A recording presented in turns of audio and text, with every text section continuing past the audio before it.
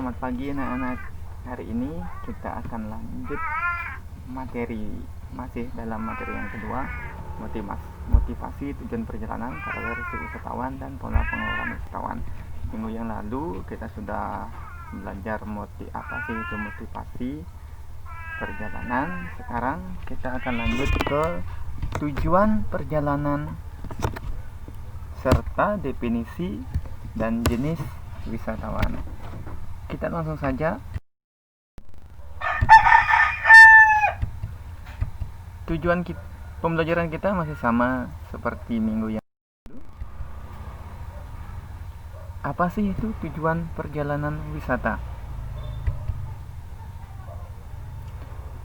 Tujuan perjalanan wisata itu bisa dibilang seperti dorongan untuk melakukan sebuah perjalanan wisata yang disebabkan faktor lingkungan, sosial budaya, ekonomi, dan pengaruh kegiatan pariwisata.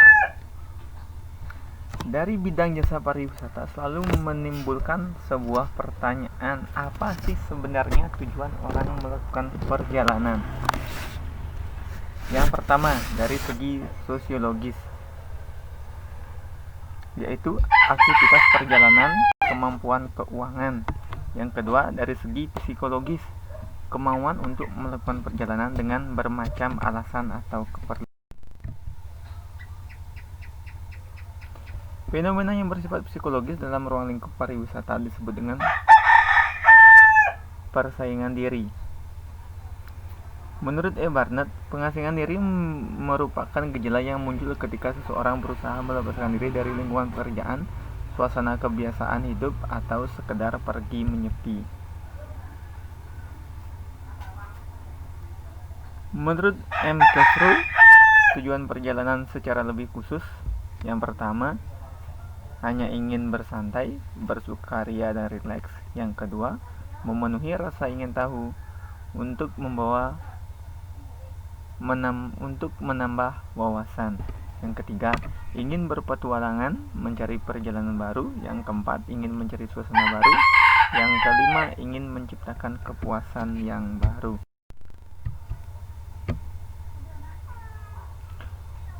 Menurut Gamal Suwantoro, alasan tujuan orang melakukan perjalanan wisata, yang pertama, ingin mengetahui dan menikmati keindahan alam di tempat yang jauh.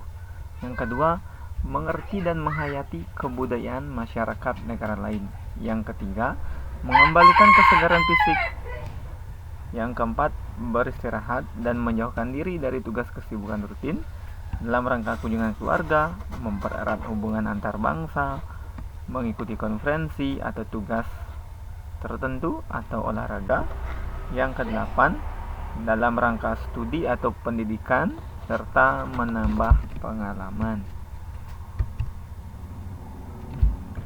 Berdasarkan uraian di atas, maka dapat kita simpulkan bahwa motif dan tujuan seseorang berwisata adalah, yang pertama, untuk menikmati perjalanan dan berrekreasi.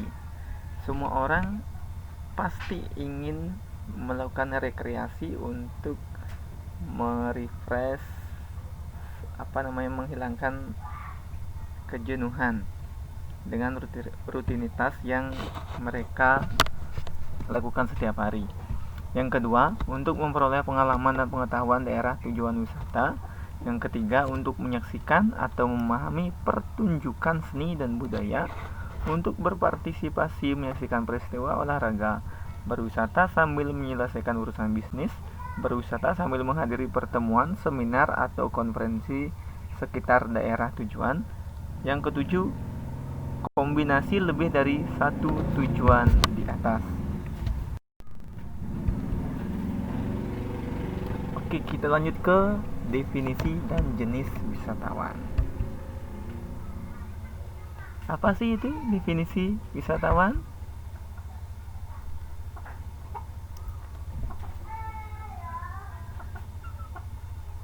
Wisatawan merupakan bahasa Sanskerta dengan kata dasar wisata yang berarti perjalanan, mendapatkan akhiran wan yang berarti orang. Jadi Orang yang melakukan perjalanan atau travel disebut traveler, sedangkan orang yang melakukan perjalanan wisata disebut tour.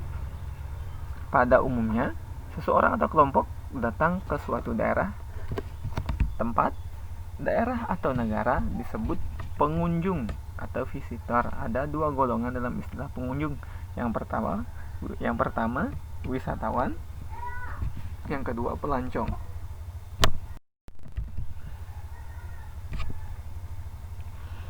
Definisi wisatawan menurut WTO. Yang pertama, ada 3 pembagian yang disebutkan oleh WTO. Yang pertama, pengunjung. Orang yang berkunjung ke negara lain memiliki kediaman untuk melakukan pekerjaan yang diberikan oleh negara yang dikunjunginya. Yang kedua, wisatawan.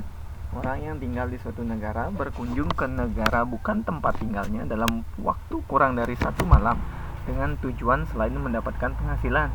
Yang ketiga, ada pelancong atau dharma wisata. Pengunjung sementara yang menetap kurang dari 24 jam di negara yang dikunjunginya, termasuk orang yang berkeliling dengan kapal pesiar.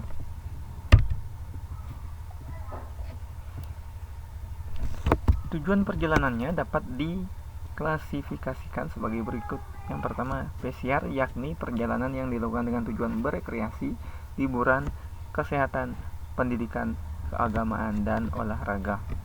Yang kedua, perjalanan yang dilakukan dengan menjalin kerjasama bisnis, kunjungan sanak keluarga, dan menghadiri pertemuan.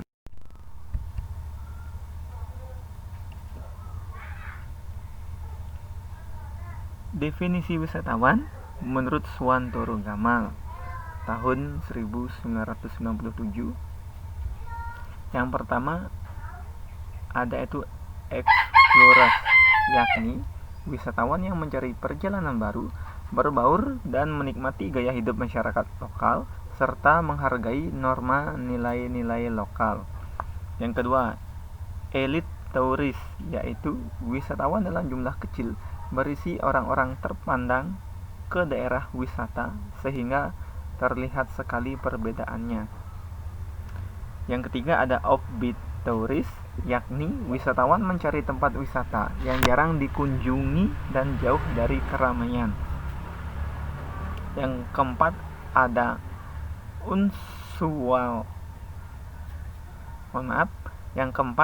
unusual touris, yakni wisatawan suka mengunjungi penduduk lokal, tertarik budaya setempat tetapi tidak suka makan minum setempat. Yang kelima, ada incipient mass touris, yakni wisatawan yang mencari tempat wisata, akomodasi dan fasilitas sama dengan daerah asal. Yang keenam, ada mass touris, yakni wisatawan yang suka tinggal di hotel yang merupakan waralaba dari hotel tempat negara asalnya. Yang ketujuh, ada charter touris, yakni wisatawan dalam kelompok besar menggunakan tanda pengenal atau identitas kelompok yang terorganisasi dengan baik. Definisi wisatawan menurut Undang-Undang RI Nomor 10 Tahun 2009 tentang Kepariwisataan, Pasal 1 Ayat 2 menyebutkan wisatawan adalah orang yang melakukan wisata, baik itu wisatawan domestik maupun mancanegara. Definisi ini tidak memberikan batas atau jangka waktu. Sedangkan menurut PETA, Pacific Area Travel Association menyatakan wisatawan adalah orang yang sedang melakukan perjalanan dalam jangka waktu minimal 24 jam dan maksimal 3 bulan ke negara bukan tempat tinggalnya. Wisatawan tersebut pada dasarnya meliputi yang pertama, orang yang mengadakan perjalanan dengan tujuan pribadi, kesehatan, dan lain-lain. Orang yang melakukan perjalanan dengan tujuan menghadiri konferensi atau musyawarah. Yang ketiga, orang yang melakukan perjalanan dengan maksud dan tujuan bersama. Yang keempat, pejabat pemerintahan, anggota TNI, beserta keluarga yang bertugas di suatu negara lain tidak termasuk dalam kategori.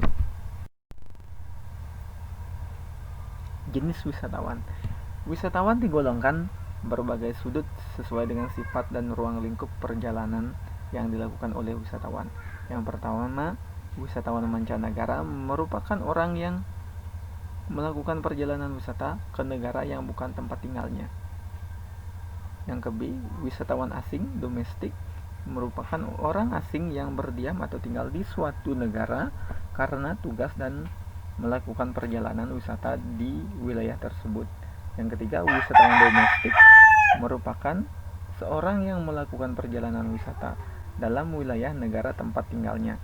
Yang ketiga, wisatawan transit merupakan wisatawan yang sedang melakukan perjalanan ke negara tertentu yang terpaksa singgah di suatu pelabuhan, airport, atau stasiun.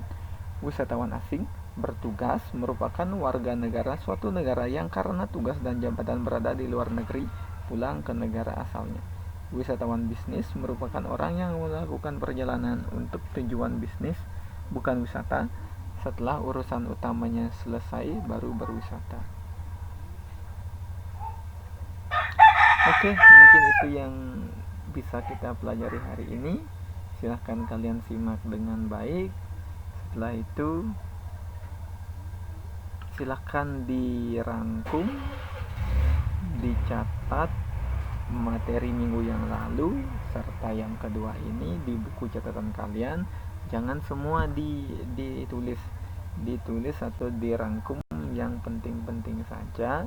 Setelah itu difoto dan kirimkan ke aplikasi psikologinya. Nanti akan Bapak buatkan file tugasnya berupa rangkuman, motivasi, tujuan, definisi, dan jenis wisatawan. Oke, sekian dari Bapak ucapkan terima kasih. Selamat pagi dan semangat belajar.